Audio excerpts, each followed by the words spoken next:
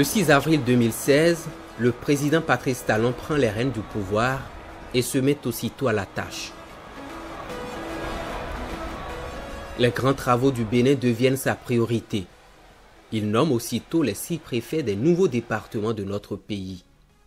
Une première depuis l'avènement de la décentralisation au Bénin. Il s'attaque à la lutte contre la corruption et la mauvaise gouvernance et ouvre plusieurs chantiers de développement. La Banque mondiale, le FMI et les institutions de notation sont convaincus du sérieux de l'équipe au pouvoir. Les signaux sont au vert, la courbe de la croissance commence à grimper. 7% de prévision pour 2019. Un taux de croissance historique depuis la conférence nationale. Je travaillerai à réduire, puis à éradiquer la précarité en assurant dès à présent la protection des plus démunis ainsi que l'accès pour tous à l'eau et à l'énergie en tant que droit inaliénable et facteur de développement. On était en 2016 quand le président Patrice Talon prenait ses engagements. 3 ans après, un peu partout sur le territoire national, de vastes chantiers d'adduction d'eau potable sont en cours de réalisation et parfois achevés. Pour appuyer la Société nationale des eaux du Bénin, l'Agence pour l'approvisionnement en eau potable en milieu rural est à pied d'œuvre. L'objectif est de fournir de l'eau potable à tous les Béninois d'ici à 2021. Un challenge qui a valu au Bénin d'être le 2e pays africain choisi par le Fonds monétaire international, le FMI, pour servir d'éclaireur pour l'atteinte des objectifs du développement durable, ODD.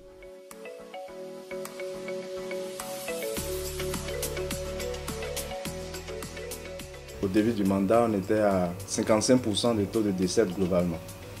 Cela voudra dire que nous sommes en train de réaliser presque la moitié de ce qu'on a fait sur les 10 ou 15 dernières années. C'est en cela que je l'illustre comme une révolution.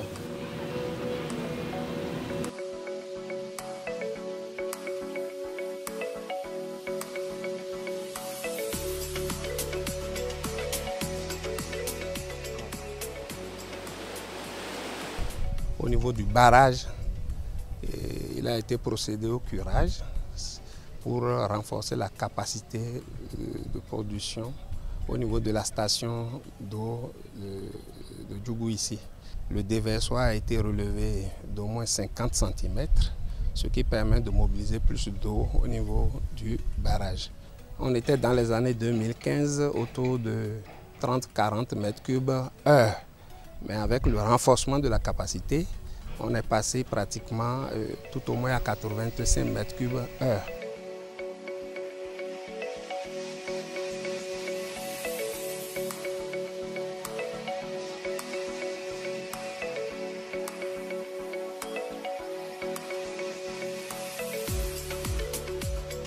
La conduite qui amène l'eau brute depuis l'Opara, cette conduite va être renouvelée par une autre de grande capacité.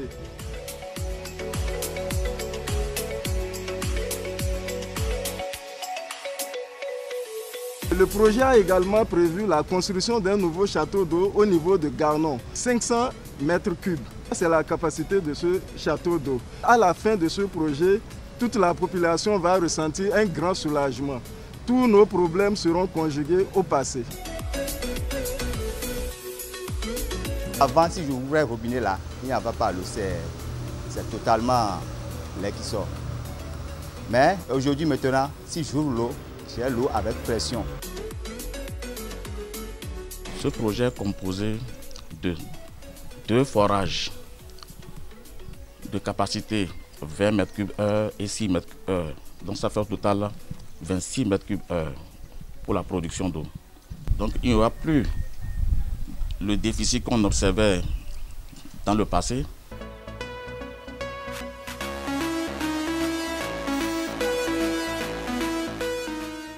Ici, c'est la station de reprise d'eau. Cette station reçoit d'eau de 2 forages. Actuellement, nous sommes à 800 m3 jour. Tout le monde a de l'eau. Ils ont de bonnes pressions actuellement au niveau de leur robinet.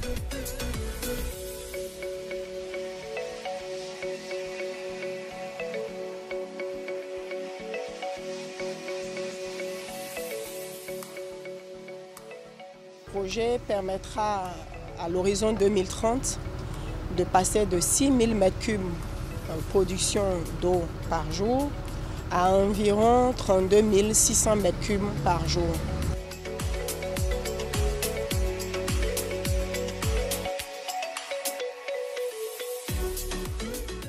Nous sommes ici sur le site du château d'eau de Calavi, c'est 500 m3. C'est un nouveau château à construire. Les études d'exécution sont finalisées. Dans 16 mois, il y aura déjà de l'eau.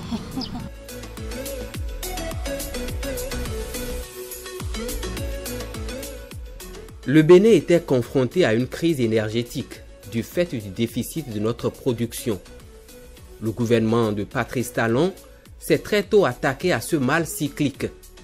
Aujourd'hui, le délestage est conjugué au passé et notre pays évolue vers une autonomie énergétique.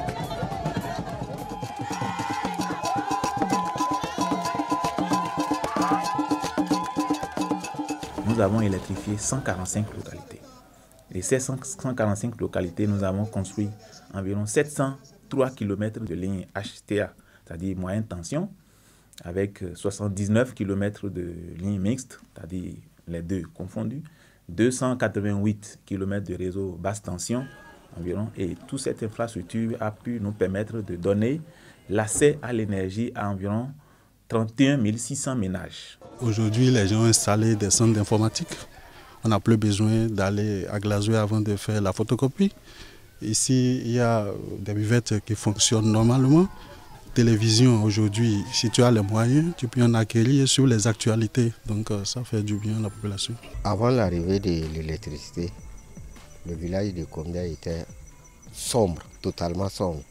Sauf ceux qui sont un peu natifs qui utilisaient les groupes.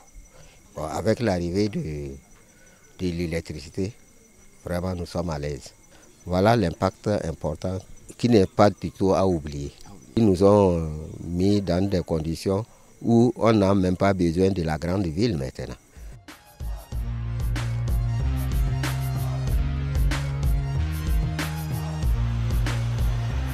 Ici, nous sommes à la centrale thermique de Parakou. En 2016, il y a un nouveau vent qui a soufflé sur cette centrale, qui a consisté à la réhabilitation de 6 groupes. On a une puissance disponible de 12 MW. On peut se frotter les mains parce qu'actuellement, à la pointe, Parakou a une demande de 12 MW. Pour ce site de la centrale de Natitengo, il est prévu réhabiliter 4 machines. Depuis septembre 2017, on a réceptionné 3. On est en train de réceptionner le 4e groupe qui est le groupe 3. C'est des groupes que j'ai suivi les travaux de réhabilitation avec les Indiens. Tout s'est bien passé, les normes sont respectées. Et aujourd'hui, bon, je peux déjà me réjouir pour dire que quand il y aura un déficit, et du coup, on pourra facilement s'accrocher au réseau et fournir de l'énergie en quantité et en qualité à la population de Atakwa-Donga.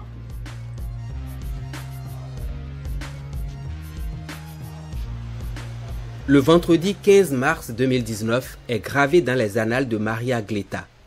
Ce jour marque en effet la mise en marche du premier moteur de la centrale thermique de 120 MW.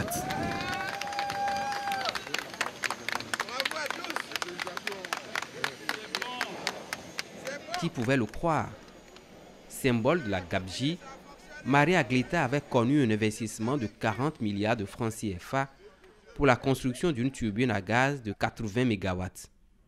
Les travaux, initialement prévus pour 6 mois, se sont achevés 4 ans plus tard pour une puissance moyenne de 8,5 MW jamais utilisée.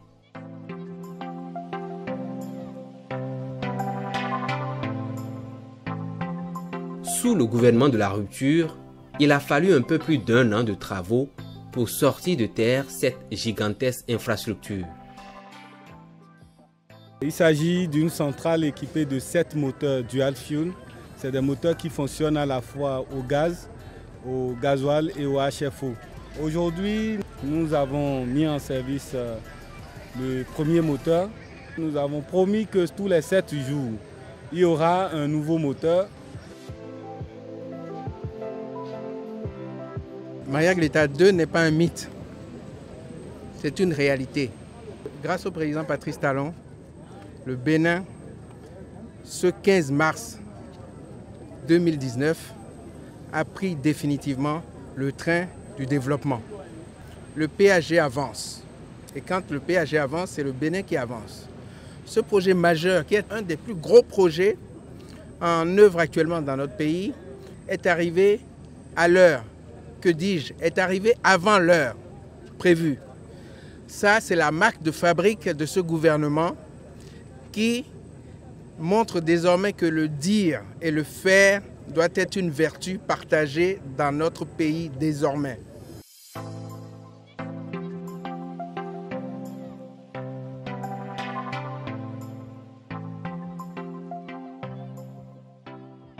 En briguant la fonction suprême, j'avais déjà fait le choix de l'action rigoureuse au lieu du populisme facile aux retombées politiques pourtant si souvent immédiates. Tous les efforts entrepris ainsi que les sacrifices consentis pourraient s'avérer vains si nous n'engageons pas résolument notre administration publique, les sociétés et offices d'État dans la voie de la bonne gouvernance. Celle-ci doit s'accompagner d'une lutte implacable contre la corruption et l'impunité. C'est le lieu pour moi de réaffirmer mon engagement et ma détermination à mener ce combat sans état d'âme.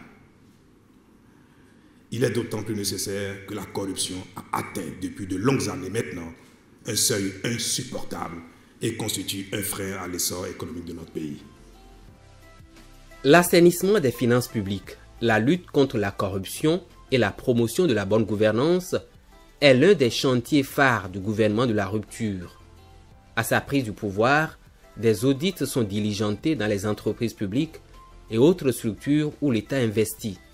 Les résultats de ces audits sont transmis à la justice. Le candidat Patrice Talon, au cours de sa campagne, a fait des promesses. Des promesses au cours desquelles il a dit « Moi, quand je viens, je dois réformer le système à tous les niveaux dans le pays. Je dois m'attaquer à la corruption et l'impunité. Cette frange de la société civile qui s'époumonne et qui n'a pas gain de cause, moi je ferai en sorte que leur lutte soit valorisée. » Et quand le candidat a dit ça, et que le jour de sa prestation de serment, il a répété encore devant tout le peuple, et qu'il s'est mis au travail, et qu'il a commencé par appliquer, surtout en ce qui concerne la lutte contre la corruption, dans laquelle nous sommes depuis des lustres, nous ne pouvons que l'accompagner et l'applaudir.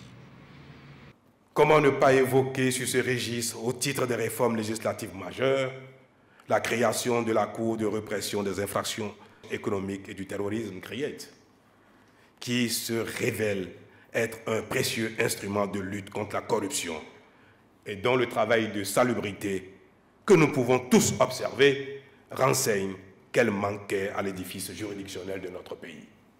Ça fait depuis près de 10 ou 12 ans que nous, au niveau d'Alcré, dans le cadre de la lutte contre la corruption, et quand l'impunité a pris place et que la corruption est tolérée, est devenue endémique, nous avions tout le temps dit qu'il faille mettre en place un petit groupe de 2 ou 3 magistrats pour ne s'occuper que des questions de lutte contre la corruption et l'impunité. Mais le régime est arrivé, le régime a mis en place une structure qu'on appelle aujourd'hui la CRIET, et qui s'occupe de ces dossiers-là. Et je félicite celui-là qui a ce courage de faire ce qu'il fait là, dans le cadre de la lutte contre la corruption.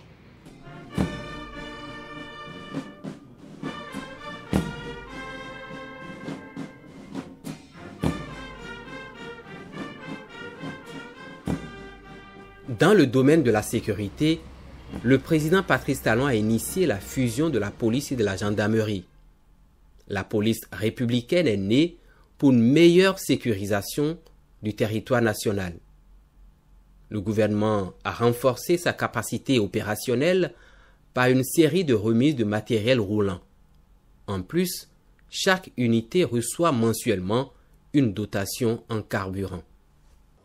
Mon gouvernement a repensé le système sécuritaire de notre pays avec le souci d'une plus grande efficacité et d'une mutualisation optimale des ressources destinées au secteur de la défense et de la sécurité. L'Assemblée nationale vient d'adopter le projet de loi portant création de la police républicaine.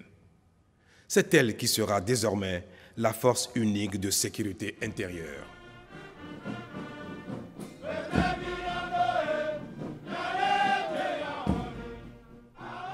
Partout à l'intérieur de nos frontières, nous nous sentons davantage en sécurité.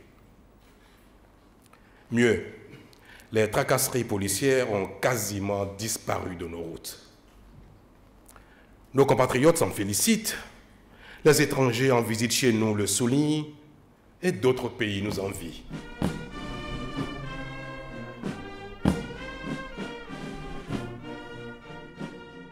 Maintenant, la sécurité est bonne. Là, c'est bon. Parce que d'ici, quand tu quittes, tu peux rouler la nuit jusqu'à Malanville. Actuellement, la nuit, quand nous roulons, à n'importe quel endroit où vous arrêtez comme panne, il y a la sécurité qui intervient. Vous voyez comment le gouvernement de rupture nous a bien aidés côté sécurité. Mais quand ils viennent, ils vous saluent gentiment. Nous répondons. Ils nous demandent quelle panne vous avez. Ah, j'ai telle panne. Si la panne n'est pas grave, ils restent à côté de vous jusqu'à ce que vous dépannez fini. Vous quittez devant eux avant qu'ils ne partent. Vous voyez? Quand il s'agit du carburant, ils interviennent. À des moments donnés, ils nous aident même à payer le carburant. Si on allait me demander de noter, je vais mettre 200 sur 100. Je veux vous dire que c'est parfait, très parfait. Pour une première fois, j'ai vu la police républicaine aider à sauver quelqu'un qui a fait un accident. Aller eux-mêmes prendre la personne, mettre dans leur véhicule. Allez, je veux vous dire que la sécurité, c'est à 100% assuré aujourd'hui, nuit et jour. Pour moi, la défense et la sécurité sont indispensables à notre développement et c'est vous qui en êtes les garants. Je suis sensible au rôle majeur que vous jouez, et ce, au profit de notre nation commune. Qu'il s'agisse d'en assurer l'intégrité ou la sécurité sur terre, sur mer et dans les airs, de mobiliser des ressources pour son développement ou encore de protéger sa faune et sa flore. Je puis donc vous dire que j'apprécie le professionnalisme, le dévouement avec lesquels vous assurez cette noble et difficile mission de défense de notre pays et de nos institutions, de protection des Béninoises et des Béninois, ainsi que de leurs biens.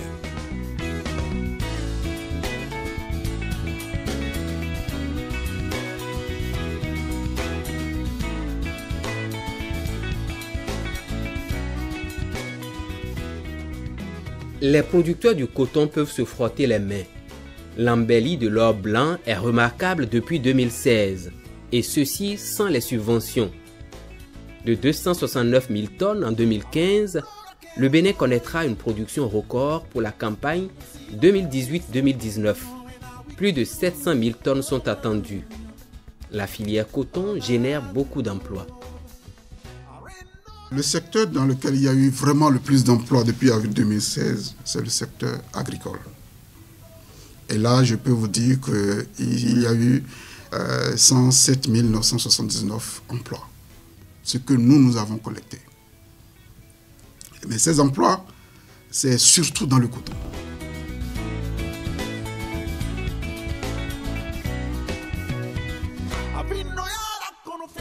Deuxième culture de rente après le coton, la filière anacarde renaît grâce aux mesures prises par le gouvernement, à savoir le respect des dispositions réglementaires, l'intensification des contrôles au niveau des frontières et l'interdiction d'exportation par voie terrestre des noix de cajou.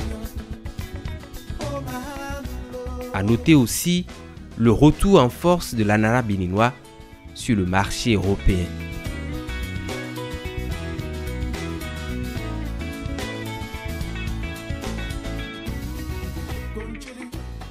Accusé à tort par certains de négliger le social, le programme d'action du gouvernement a pourtant pris des mesures de haute portée sociale. On peut énumérer les cantines scolaires qui permettent aujourd'hui à plus de 500 000 écoliers béninois d'avoir un repas chaud.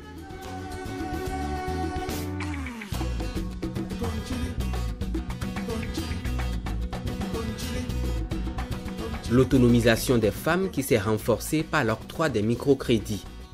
La rigueur dans la gestion des fonds demeure la caractéristique du gouvernement de la rupture.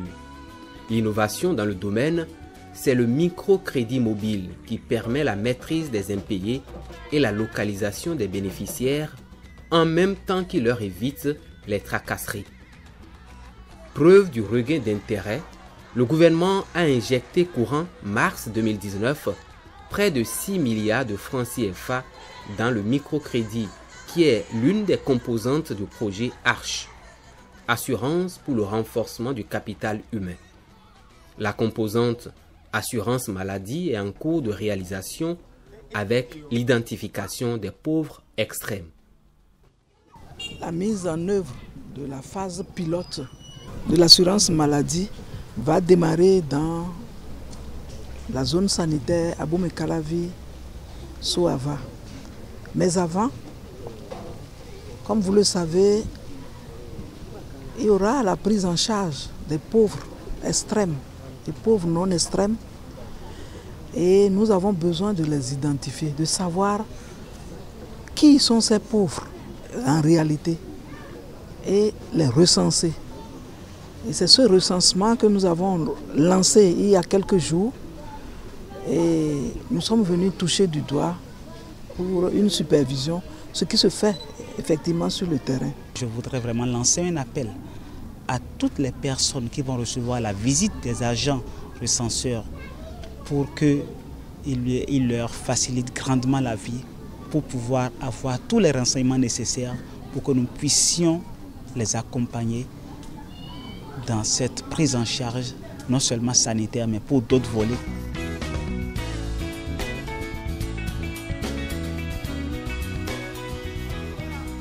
Le projet d'aménagement urbain connu sous le nom du projet asphaltage est l'une des promesses du président Patrice Talon. 3 ans après sa prise de pouvoir, la maquette est devenue une réalité tangible. L'aménagement et la réhabilitation des voiries primaires, secondaires et tertiaires, avec lampadaires, espaces verts, espaces pour stationnement de bus, sont en cours dans plusieurs villes du Bénin. Porto Novo, Cotonou, Lokossa, Abomey-Calavi, Boycon, Abomey, Parakou, Natitengu et Semepoudji. 650 km de routes sont concernés par le projet asphaltage pour un investissement de 900 milliards de francs CFA. Améliorer le cadre de vie des populations a également été une préoccupation majeure du gouvernement au cours de cette année. Dans ce domaine, où les travaux d'aménagement urbain ont jusqu'ici été faits par petits bouts, nous avons engagé un programme historique pour assainir notre environnement et améliorer le cadre de vie. C'est un projet qui vient à point nommé parce que dans la ville de Boycon, nous attendons toujours ces rues-là qui doivent s'ouvrir parce que nous souffrons à cause de l'inondation. Donc, après l'ouverture de ces voies, nous sommes sûrs et rassurés que nous ne serons plus inondés. Je suis satisfait de ce qui se passe ici. Il a plu la fois dernière, on n'a pas eu de l'eau dans les maisons, l'eau a passé dans les caniveaux. La population est satisfaite et félicite le gouvernement pour cet acte-là.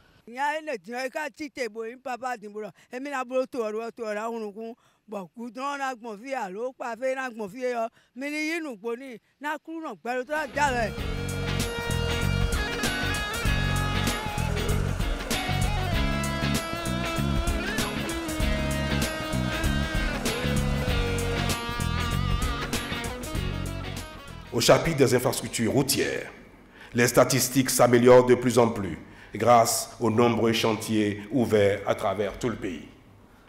Notre démarche exige des ouvrages de grande qualité pour en garantir la durabilité.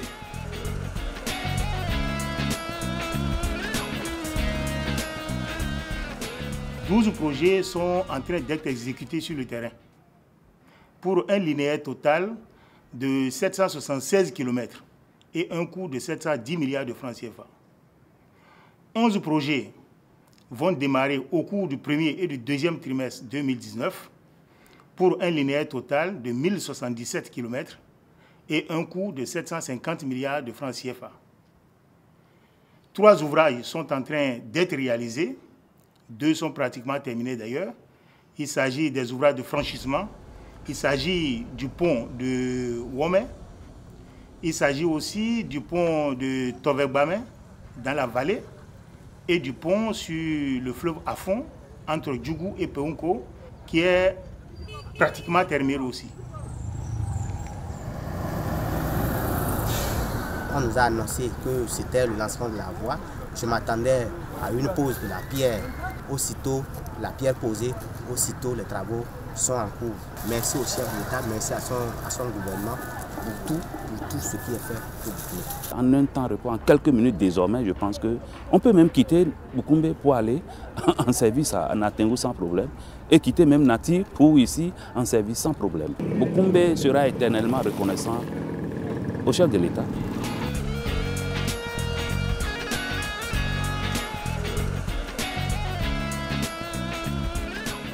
Si vous nous éclairez, vous avez fait quoi? Mais les deux ans, c'est tout quand vous aussi Baba Nero, j'ai oublié à qui dans le dans les logis. Vous voyez qu'à son numéro, j'ai évoqué depuis le mi-temps. Pour me manier donc bégané. Nous coûtons la fille Dion, sortir du paton, Kouanawaï. Mais comme le camp Koropo.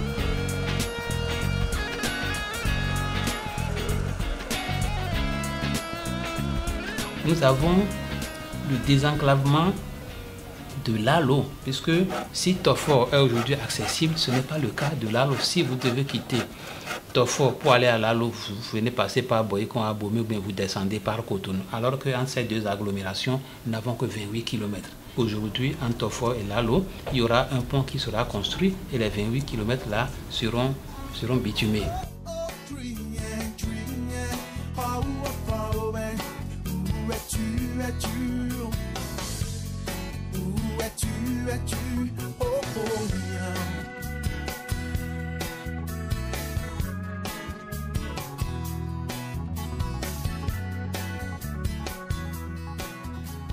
Ici, il y a quelques années, la mer engloutissait tout sur son passage. La bataille semblait être irrémédiablement perdue d'avance. Mais le programme de protection de la côte conduit par le gouvernement du président Patrice Talon porte ses fruits. Près de 200 mètres de terre sont déjà gagnés sur cette partie de la côte. En vue de préserver l'intégrité de notre territoire, nous avons sans tarder initié les travaux de la deuxième phase du projet de protection de la côte à l'est de Cotonou. En un an à peine, les résultats sont remarquables puisqu'en plus de protéger la côte, nous avons réussi à faire reculer la mer en draguant 1 500 000 m3 de sable pour recréer de la plage là où elle avait disparu.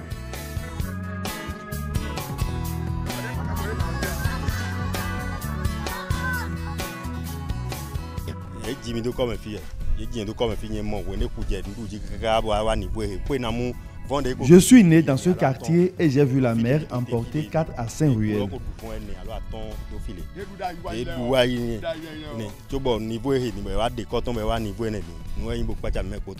Le recul de la mer après les épis et l'ensablement est un miracle pour nous, au point où ceux qui ont abandonné leurs maisons vides sont en train de revenir pour reconstruire.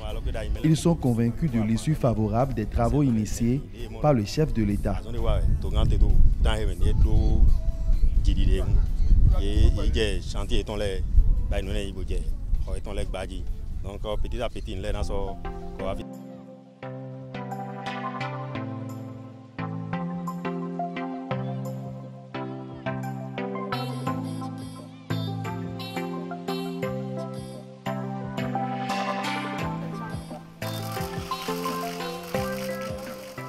Depuis 2016, la diplomatie béninoise devient plus offensive.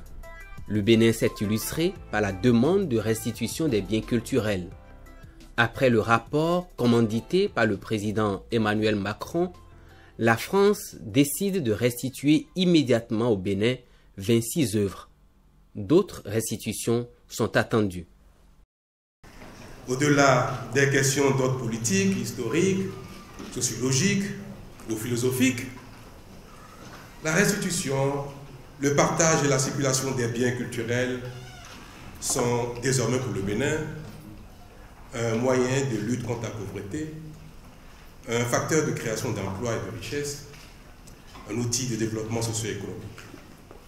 Toutes choses qui relèvent de l'aide au développement, de la coopération. Ce faisant, le Bénin compte avec la circulation de ces biens culturels, réhabiliter et offrir au monde l'épopée de ses rois, de ses Amazones, les vestiges du plus grand port de l'histoire de l'esclavage, ainsi que la richesse des arts et des cultures de son patrimoine vaudou. Et dans cet esprit, que le gouvernement du Bénin a formellement saisi le 26 août 2016 les autorités françaises d'une demande de restitution de ces biens culturels patrimoniaux détenus dans les musées français. Le président Patrice Talon s'est aussi fait le chantre de la lutte contre les faux médicaments. Son discours à la conférence internationale sur l'accès aux médicaments et produits médicaux de qualité en Afrique francophone a été fortement salué par les participants. Cette lutte enclenchée par le Bénin a inspiré l'Union africaine à créer l'Autorité africaine des médicaments. Le gouvernement du Bénin a entrepris de réformer tout le secteur des médicaments et de procéder aux investissements nécessaires en vue de garantir la qualité des produits entrant sur son territoire. Le prix à payer est énorme. Mais notre détermination au Bénin est irréversible et c'est tout le sens de ma présence ici parmi vous. Mesdames et messieurs, je n'ai ni la prétention ni l'illusion de croire que le Bénin, tout seul, dans une démarche solitaire, sera capable de gagner cette guerre. Car la lutte contre les faux médicaments est une lutte qui déborde largement nos cadres nationaux et qui doit s'inscrire dans une coopération internationale proactive en matière d'information, de renseignement, de formation, d'expertise, d'investissement et de sincérité. Et que les grands laboratoires cessent de développer des chaînes de production exclusivement dédiées aux pays pauvres. Autant d'auréoles qui illustrent le retour du Bénin sur la scène internationale.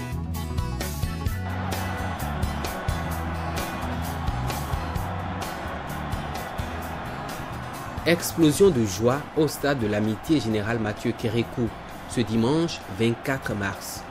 Le Bénin vient d'être qualifié pour la Coupe d'Afrique des Nations de football, édition 2019.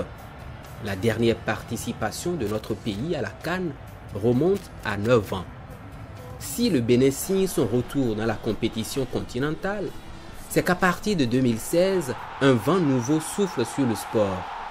C'est le président Patrice Talon qui a trouvé une issue à la crise qui secouait le football au Bénin. De nouveaux dirigeants de la Fédération béninoise de football ont été élus. Un championnat national digne du nom a repris. Aussi, dans le programme d'action du gouvernement, beaucoup de projets préparent une révélation du sport au Bénin. On peut citer, entre autres, les classes culturelles et sportives, les académies départementales, la construction des stades communaux et la détection des talents.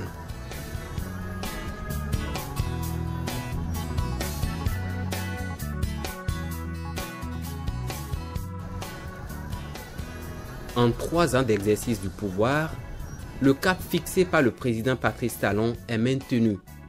Tous les secteurs de la vie de notre pays sont concernés par des réformes audacieuses. Pour le commun des Béninois, c'est difficile, certes. Mais, comme l'a écrit le chef de l'État dans sa tribune du 6 avril 2018, nos efforts d'aujourd'hui structurent notre bonheur demain.